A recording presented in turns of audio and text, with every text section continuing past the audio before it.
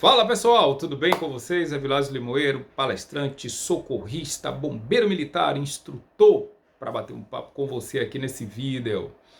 E aí, Vilásio, o que é que tem de novo nesse vídeo que você está fazendo hoje? Turma, nesse vídeo de hoje eu vou contar um pouco da minha história. Mas fica tranquilo, porque na verdade essa história ela começa no ano de 1989, mas eu vou resumir ela para você aqui muito legal. Eu sei que apesar de eu ser esse garotão aqui que você está vendo, eu não nasci em 1989, não nasci em 89. Em 1989 eu era um jovem estudante do ensino médio na Escola Técnica Federal. As escolas técnicas federais do Brasil, que depois se transformaram em Cefetes, né? No estado da Bahia, onde eu resido, IFBA agora, Instituto Federal, né? De Ensino de Educação da Bahia, salvo engano esse é o termo utilizado.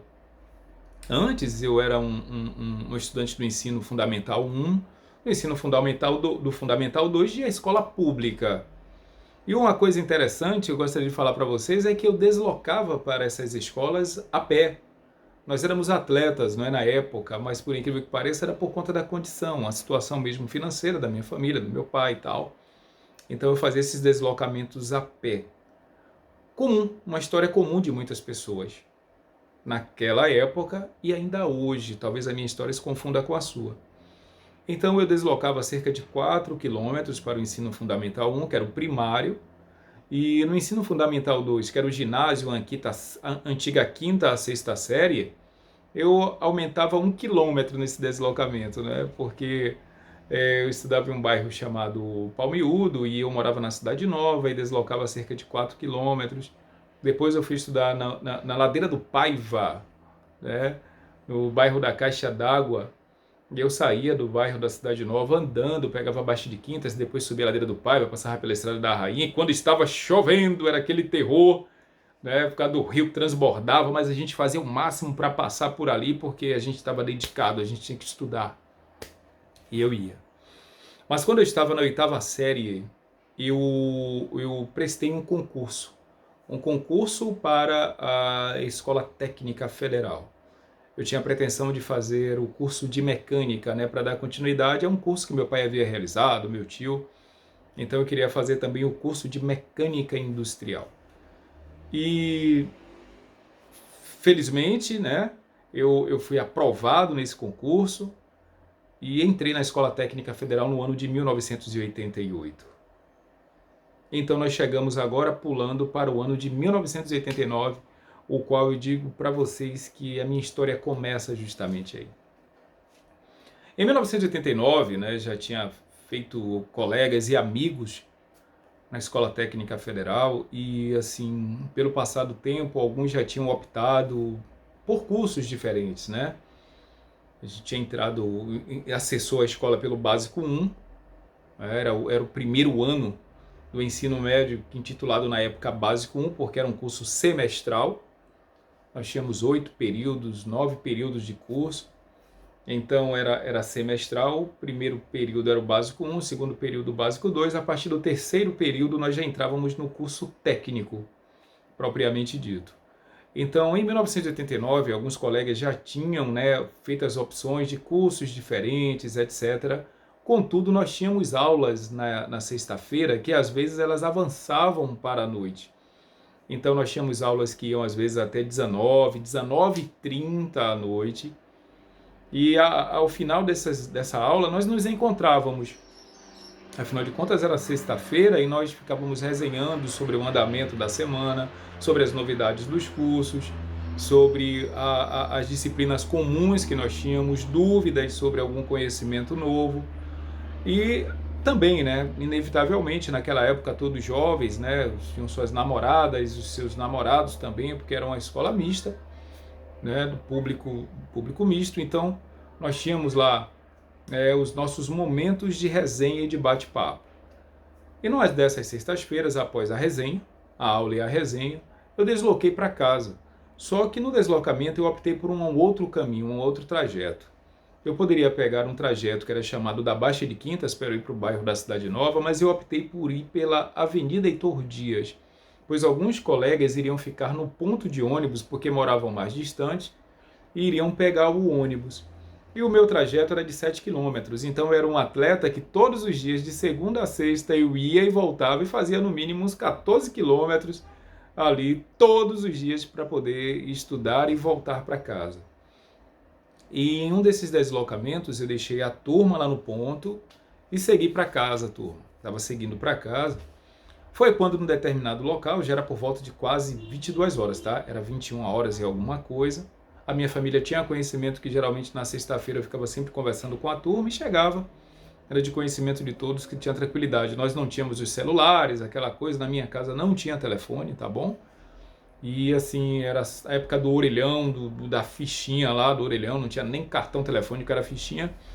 Então eu me despedi da turma e fui andando para casa. Trânsito moderado, poucos carros nessa avenida.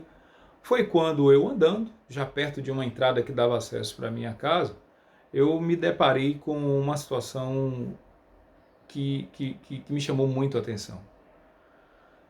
Um carro, né, ele tinha feito uma curva, tinha uma curva moderada, ela fez a curva, e alguma coisa me chamou a atenção para olhar para esse carro. Só que esse carro, ele fez a curva e não desfez. Ele veio na minha direção. Por fim, esse carro chocou contra um poste. Talvez você aí esteja até imaginando e pensando, talvez, poxa, Vilásio, eu já vi, eu já atuei, eu já vi tantos acidentes, né? Esse de carro chocado no poste, o que é que isso tem aí de diferente? Esse acidente teve todo um significado, todo um sentido para mim. Primeiro, a relatar, né? Primeiro, porque esse carro ele veio na minha direção. E pela velocidade que o carro estava desenvolvendo, não havia condição de eu sair. Quando eu parei, que eu vi que ele vinha na minha direção, que ele não desfez a curva e que ele veio na minha direção, eu só tive uma opção a fazer. Havia um poste na minha frente, uma calçada estreita, um poste na calçada e um pequeno espaço entre os muros de dois estabelecimentos comerciais, um espaço estreito e raso. Foi quando eu vi a situação, foi onde eu me encaixei, turma. Eu entrei nesse estreito, ainda bem que sempre fui da série Slim, né, para descontrair aqui, magro. Então eu entrei naquele espaço e o carro chocou o poste e bateu justamente no muro no qual eu havia me protegido. Apesar da situação, eu ter ficado perplexo, porque é inevitável a emoção que a gente tem nesse momento, esse acidente para mim ele teve um significado completamente diferente, porque eu vi o desenrolar do acidente, eu vi o desenrolar da cena e eu pude ver a cinemática do trauma. Apesar do meu conhecimento em nível de primeiros socorros naquela época ter sido zero, eu era zero em conhecimento em nível de primeiros socorros, eu era zero em nível de análise e avaliação cenário risco, aquele acidente hoje eu percebo, tá, que ele me marcou e me marcou muito. Porque eu pude ver que todos estavam sem cinto de segurança, na época não era obrigatório o uso do cinto de segurança, e na época também não era um cinto de 3 pontos, tá? Era um cinto que ficava só na região pélvica, mas os 3 ocupantes do veículo não estavam utilizando os cintos de segurança. O condutor, ele parecia que estava dormindo ou cochilando, porque ele, quando chocou contra o poste, ele estava com a mão no volante, com os olhos relativamente abertos. Vilásio, deu para você ver isso? Deu. Foi embaixo do poste, o carro não tinha película, era tudo claro. E eu olhei, eu não apertei os olhos no momento do acidente, ali parado, eu fiquei olhando para ele. E quando bateu, pessoal, olha, você assistir isso assim, é marcante. O condutor foi projetado para frente e para cima, se bateu contra a estrutura do veículo, o volante, e a senhora que estava ao lado foi projetada para frente, chocou seu rosto contra o para-brisa, tá bom? E tinha uma terceira ocupante dentro do carro, que era uma criança de aproximadamente 10 anos de idade, que tudo indica que ela estava deitada no banco de trás e ela tinha sido projetada para frente. Ela foi projetada para frente, passou por sobre a cabeça do casal, bateu no para-brisa no painel do carro e caiu no colo dos dois. Eu fiquei machucado, turma. Eu também me machuquei, tá? Porque o para-choque do carro, apesar do poste e o espaço, ele deformou, ele bateu na minha perna e estilhaços, pedaços do vidro, do farol, da grade do carro bateram contra o meu corpo. Eu tive cortes, tá bom? Depois de perplexo ali, eu tinha duas opções. Uma opção era eu entrar em desespero e a outra opção era respirar fundo e perguntar o que tinha que fazer. Eu resolvi perguntar o que tinha que fazer. Porque eu sabia que tinha que fazer alguma coisa. Só tinha que saber o que e como. Então, automaticamente, eu saí do canto onde eu estava, me espremi entre o carro, entre a ferragem do carro, o poste e o muro. Olha, análise de risco zero sobre fio, ou combustível, ou explosão zero, apesar de eu já ter noção sobre a questão de bateria, energizado, etc. Mas eu saí ali, peguei a minha mochila, né, que era uma tiracola que eu usava do lado com os livros, com as apostilas. Eu atravessei no corpo, com a camisa da escola, e eu perguntei a camisa azul, né, para quem já estudou, para quem recorda, era a camisa azul com a engrenagem no peito. E eu saí e eu perguntei ao rapaz, que era o único, porque eu ouvi os gemidos da senhora, que gemeu durante umas 3 vezes, depois ficou em silêncio, ficou inconsciente. A criança que chamou mãe, pai, umas 3 vezes também ficou em silêncio. E esse rapaz, que eu fui até ele e olhei, ele tentando carregar a filha, tentando retirar a esposa, ele ficou olhando para um lado e para o outro para tentar entender o que ocorreu. Eu acredito que quando ele entendeu o que tinha ocorrido, ele se deu conta da situação, ele tentou pegar a família dele, só que ele não conseguia, gente. Ele não conseguia pegar porque ele estava com os membros superiores fraturados, os antebraços dele estavam fraturados e ele, na tentativa, ele não conseguia, o braço dobrava. E eu lembro que eu cheguei e me apresentei nesse momento para ele. Eu falei assim: amigo, olha, eu tô aqui para te ajudar, eu posso te ajudar? Eu perguntei ele como eu poderia ajudar ele.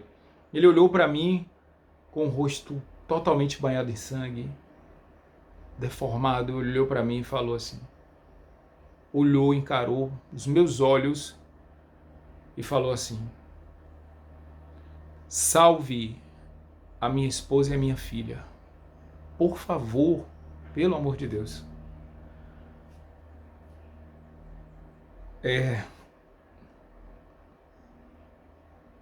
Eu não esqueço disso. Mal sabia ele que com aquela solicitação ele estaria entrando na minha alma, no meu coração. E em alguns anos depois, ele ali naquele momento, ele me investiu de responsabilidade sobre o salvamento. Mas mal sabia ele que com aquele pedido ele estaria fazendo com que num futuro não muito distante eu estivesse investido da responsabilidade e do compromisso de auxiliar a salvar e impactar vidas das pessoas. Como, Evilásio? Aquele casal, eu abri a porta do carro com muita dificuldade, mas eu consegui abrir, né? Porque afinal de contas, aqui eu, até para descontrair um pouco, eu falei para vocês que eu era um atleta, eu andava 7 km por dia. Fora isso, eu era atleta da escola, né? Eu já tinha participado da seleção, né, da minha região, da minha cidade de basquetebol, né? Eu sempre gostei muito de basquetebol. Então eu jogava basquetebol na escola técnica, eu já vinha de basquetebol antes até mesmo da escola, então inevitavelmente nós praticávamos atividade física e ainda andava, né? E eu consegui abrir a porta desse carro, eu abracei esse senhor, retirei de dentro do carro, as questões sobre precauções em nível de contato com fluidos orgânicos, sangue, naquela época eu peguei ele, abracei, me sujei de sangue, comecei a retirar a criança de dentro do carro. Foi quando uma Kombi, um furgão, uma Kombi, né, parou, e ela era de uma empresa de águas e esgotos do meu estado, da minha região. Estava com funcionários que tinham chegado de um serviço E eles perguntaram, pararam o carro, já tinham passado uns carros, mas não pararam. Mas essa Kombi com esses funcionários, ela parou. E a turma perguntou, o que foi que aconteceu aí? Eu aí falei, rapaz, o carro bateu agora aqui no poste. Eu tô com ele aqui, o senhor, quando eles viram o senhor com as lesões, eles, rapaz, aí pararam o carro e deram aquele apoio, colocaram o senhor dentro do carro, pegaram a esposa, carregaram, colocaram dentro desse furgão, tiraram também a criança, colocaram dentro do furgão. E aquele senhor, ele criou um vínculo comigo de confiabilidade, que ele disse, ei, por favor, pega meu documento aí no porta-luva, pega as coisas aí, que ele começou e ele abraçando a criança, ele lesionado, gente. Aí eu peguei os documentos dele, tirei a chave do carro, e aí entrei no furgão, entrei na Kombi, e todos nós deslocamos poucos quilômetros, né, porque tinha um hospital próximo, chamado Hospital Ernesto Simões Filho, um hospital geral, um hospital de referência, também na época, né, era um hospital, ali um pronto-socorro, chamado pronto-socorro na época, e nós deslocamos até esse hospital, e o casal foi atendido, medicado, eu passei os documentos, e o médico, eu fiquei preocupadíssimo, né? Eu lembro que o médico falou assim,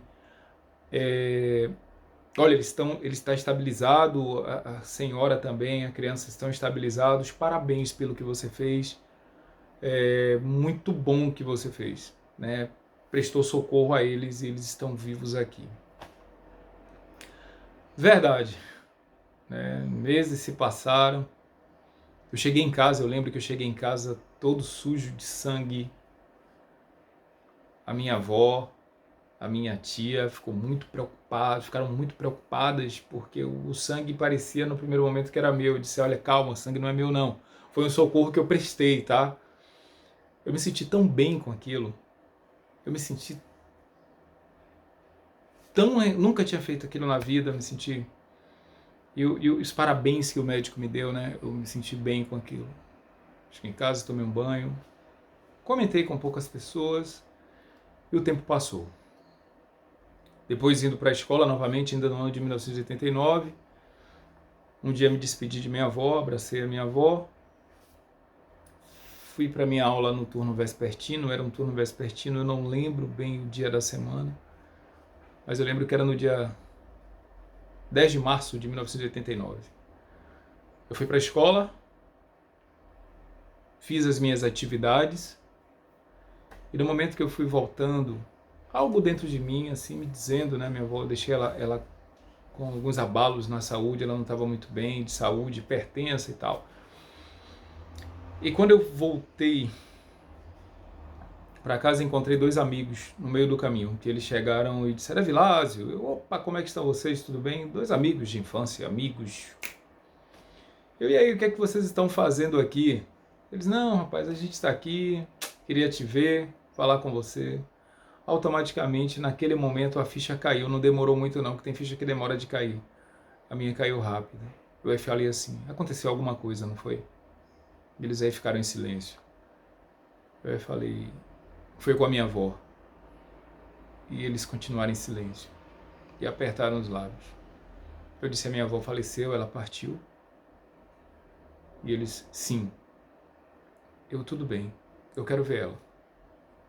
Eu fui para casa e encontrei a minha avó deitada, jazindo na cama, como se estivesse dormindo. Eu lembro que eu beijei a sua testa, fiz uma oração. E depois chegou meu pai, que já tinha saído para providenciar algumas situações. E eu lembro que meu pai falou assim, quer dizer que não teve jeito mesmo, minha mãe descansou mesmo. Ela não voltou não, pessoal? Aí a turma não. E aí nós começamos a conversar e nesse momento eu não tinha derramado uma lágrima. Eu sempre fui uma pessoa assim, extremamente espiritualizada. E nessa época eu estava passando por um momento muito importante que Deus tinha designado para mim. Com meditações, com orações. E eu tinha uma compreensão sobre esse momento diferenciado de muitas pessoas. Não vou entrar aqui no mérito agora. Mas a certeza e a fé me controlaram naquele momento. E eu confortei o meu pai, a minha tia, os meus primos, os amigos que choravam. Eu lembro que meu pai falou assim: puxa vida, quando eu cheguei eu fiz muita ressuscitação cardiopulmonar nela, eu fiz muita RCP, fiz muita compressão que meu pai fez. Meu pai tinha feito cursos, tinha aprendido isso no ano de 1989. Mas ele disse: não teve jeito. E hoje eu sei que não teve jeito porque minha avó deitou, dormiu e faleceu. Quando eles viram depois que chamaram, ela já tinha ido, pessoal, dormindo, tá? E meu pai tentou realizar as manobras e já tinha se passado muito tempo, é claro. O que ocorre com isso?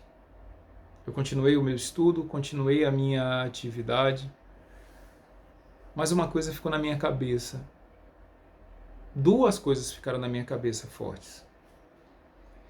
Uma foi o acidente ocorrido na Avenida Heitor Dias e a outra foi o falecimento de minha avó dentro de casa. E começaram a surgir situações na minha cabeça.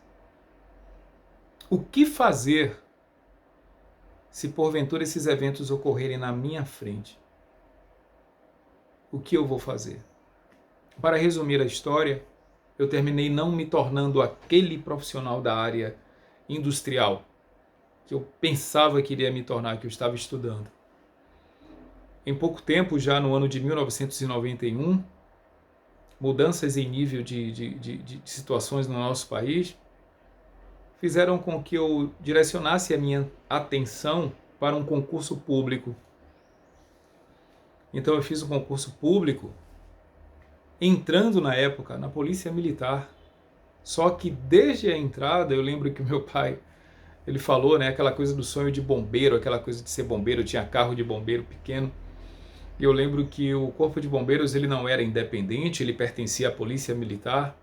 E meu pai falou assim, olhou para mim e disse: rapaz, se eu fosse você, olha aqui uma coisa que já passava pela minha cabeça. Ele fez assim: se eu fosse você, claro que eu não sou você, mas eu, com a experiência de vida que eu tenho hoje, com o conhecimento que eu tenho hoje, eu entraria no Corpo de Bombeiros. E eu parei, olhei para ele e disse: meu pai, e é isso que eu vou fazer. Então eu fui bem classificado no meu concurso, né? Eu lembro que dos 4.000 concorrentes, eu fui o 9º classificado no concurso. Que coisa interessante, não é? E eu entrei, não é, no Corpo de Bombeiros, que foram 54 vagas.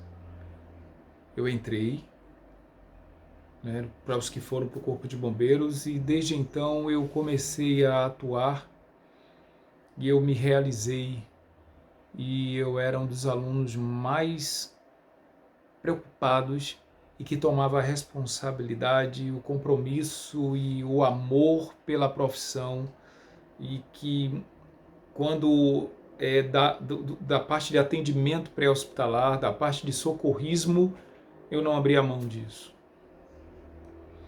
E eu me tornei, né, um dos fundadores do grupo de resgate do nosso estado, do estado da Bahia, fundador no ano de 1993 do grupo de resgate do Corpo de Bombeiros da Polícia Militar do estado da Bahia.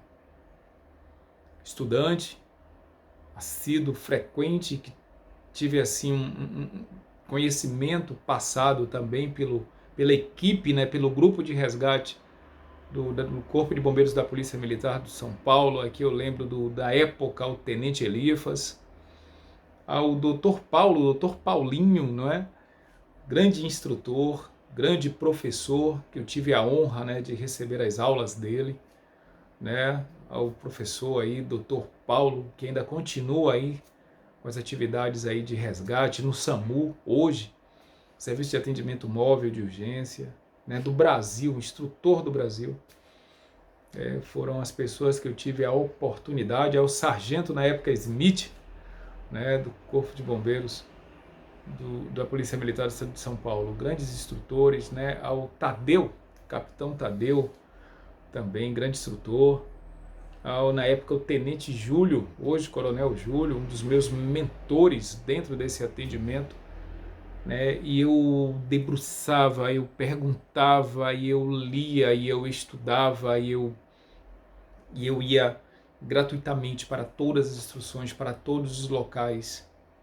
Eu consegui, depois, com o passar do tempo, logo no começo, me tornar instrutor da matéria, instrutor de APH, instrutor de socorrismo, e ao mesmo tempo eu não deixava de realizar cursos na área de salvamento aquático, na área de prevenção e combate a incêndio, busca, salvamento e resgate, mas mergulhando especificamente de cabeça na parte de atendimento pré-hospitalar, na parte de socorrismo, e ao mesmo tempo eu não conseguia entender o porquê desse amor, dessa paixão, desse compromisso de aprender tanto. E ao mesmo tempo não só aprender, não só fazer o salvamento, realizar o salvamento, auxiliar no salvamento com os meus comandantes e depois com os meus comandados, mas porque eu tinha respondido a um chamado. Aquele cidadão que disse, por favor, salva minha esposa e a minha filha, na verdade eu considero como que eu auxilio nesse salvamento. Eu não me considero como uma pessoa que eu salvo, porque na minha concepção é uma coisa minha, mas me considera aí, por favor, e me desculpa a licença, mas no meu conceito, na minha visão, quem salva a vida é Deus. Não estou aqui pregando religião de forma alguma, mas isso é uma concepção minha. Eu me considero como um instrumento. Eu, enquanto bombeiro, eu, enquanto socorrista, eu, enquanto instrutor socorrista, eu me considero como um instrumento de salvamento. Então, naquele momento que aquele senhor disse, por favor, salva minha esposa e a minha filha, eu entendi aquilo como um chamado de Deus para mim. Por isso que eu não peguei o conhecimento e deixei só para mim. Desde o começo da minha vida profissional enquanto socorrista, enquanto bombeiro, enquanto profissional de atendimento pré-hospitalar, de prevenção e combate a incêndio, salvamento aquático, eu me tornei um instrutor. Eu passo o conhecimento que eu adquiri sem barreiras. Eu despejo o conhecimento, eu me tornei um especialista. Mas eu aprendi no decorrer da minha trajetória que eu deveria passar esse conhecimento com cautela, porque água demais mata a planta, não é verdade? Então, eu me dediquei a isso. Esse é o meu propósito de vida. E vocês estão conhecendo um pouco aqui do Evilásio Limoeiro, talvez o lado B, que muita gente conhece, o Evilásio Limoeiro, socorrista, o graduado do bombeiro militar, a pessoa que está há 27 anos, 28 anos, praticamente aí executando os salvamentos, realizando as instruções em empresas públicas e privadas, indústria, comércio, estabelecimentos de ensino, realizando instrução dentro do próprio Corpo de Bombeiros, tendo a oportunidade de viajar o Brasil, adquirindo conhecimento, trocando informações com outras pessoas, trabalhando no que tange a desenvolvimento pessoal. Mas vocês estão conhecendo o outro lado. Esse meu compromisso, ele não é somente meramente técnico. Ele tem um cunho espiritual, um compromisso e uma responsabilidade divina de passar isso, de levar isso, tá? Então, eu faço isso hoje, eu continuo fazendo isso. Eu não só dou instrução, mas o meu compromisso principal é formar formadores, é formar instrutores, porque é uma forma exponencial de você salvar vidas. Quando você aumenta o conhecimento em nível de primeiros socorros, em nível de socorrismo, você está formando instrutores em primeiros socorros, você está formando instrutores em socorrismo, que vão levar essa mensagem para dezenas, centenas, quiçá milhares de pessoas. Então é isso que eu faço. É isso que eu faço. Porque eu passei por duas situações fortes na minha vida. Eu coloquei na minha história que toda e qualquer vida que dependa diretamente do meu auxílio para que ela permaneça, eu vou estar preparado, eu vou dar o meu melhor, hoje e sempre, estudando, me capacitando, treinando, realizando e, acima de tudo, passando a minha mensagem, ensinando as pessoas, tá? Então esse foi o meu vídeo de hoje. É essa mensagem que eu queria passar para você conhecer um pouco mais do Evilásio Limoeiro, pai, marido, amigo, irmão, colega, instrutor, professor, bombeiro militar, bombeiro acima de tudo, socorrista, um irmão, um amigo. Estou aqui, tá certo, turma? Então eu deixo aí essa mensagem e digo sempre, né? Estude, treine, procure os cursos corretos, que valem a pena, principalmente dentro da nossa área, os instrutores que têm qualidade, que têm amor pelo que fazem. Eu sei que dentro da nossa área, ser técnico, ser especialista, vale muito. Mas além do técnico, do especialista, procura alguém que tem coração, que tem alma, que tem amor pelo que faz. Porque é isso que transforma. Instrução por instrução dá uma ideia do que é. Mas instrução e educação sem emoção, sem alma, não transforma. É a transformação que tem o maior sentido, o maior significado na vida de todos nós. Eu acredito que você entende o que eu estou falando.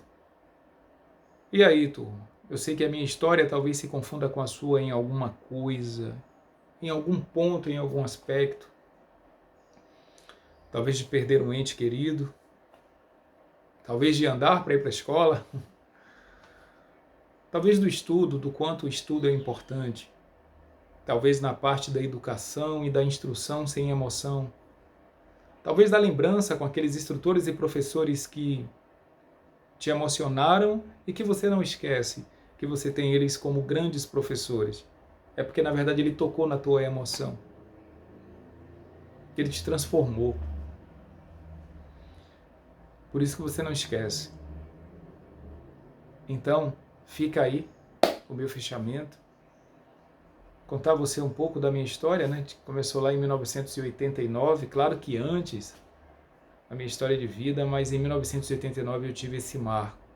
Tiveram muitas outras coisas no decorrer da minha vida. Mas fica aí esse relato para você, que eu coloquei aqui no canal, para que você veja um pouquinho, faça seus comentários. E lembre-se sempre, eu estou aqui, junto com você, pronto para você, para a gente estar crescendo junto, cada dia num degrau a mais, na evolução do nosso conhecimento técnico, científico, estratégico e, acima de tudo, também de vida, para que você se torne um agente, um ser transformador, cada vez mais capacitado e preparado. Um abraço forte, um abraço do Evilásio Limoeiro, e que a gente possa se encontrar, preferencialmente nas situações descontraídas, mas se depender de socorro, eu sei que eu posso contar com você e você também pode contar comigo. Está certo? Um abraço forte e que Deus abençoe.